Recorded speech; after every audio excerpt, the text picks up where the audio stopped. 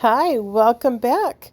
Please subscribe and like this channel and also share with your friends. Today we are going to talk about the Morrison and Sarpy family once again. This is part 2.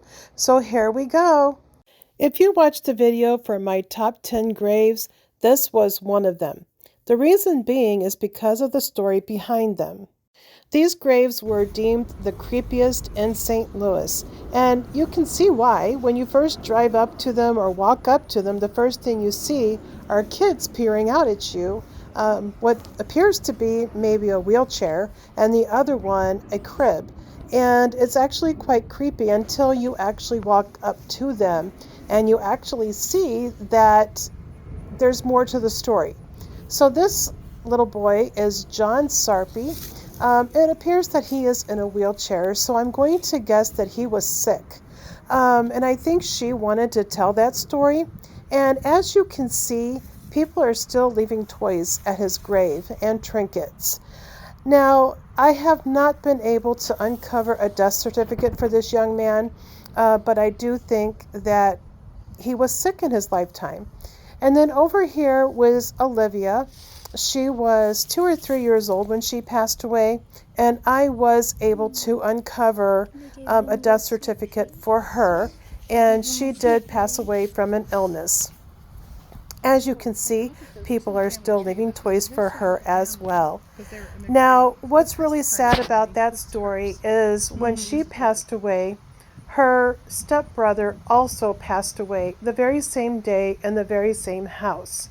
As the story goes, Adele, or what they called her was Addie, used to go out to the graves and build shelters and bring toys to the graves.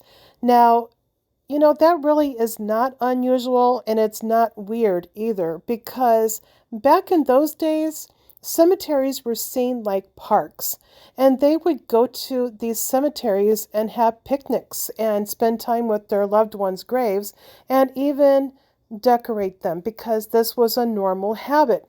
Over the years, I have come across many family plots, and this is the only one that I have come across where it actually tells you a story even 100+ years later. They definitely wanted to leave you, the person who's walking past it, they wanted you to see a story 100+ years later. They did a really good job on these graves, because each of the headstones seem very detailed. In part 3, I'm going to take you back out there, and I'm going to show you how it's also designed in a family tree fashion. Because remember what I said, Mr. Morrison actually married once before. So his family from the first marriage is on one side, and their family together is on the other side. And I'm going to show that to you when we go back out there in part 3.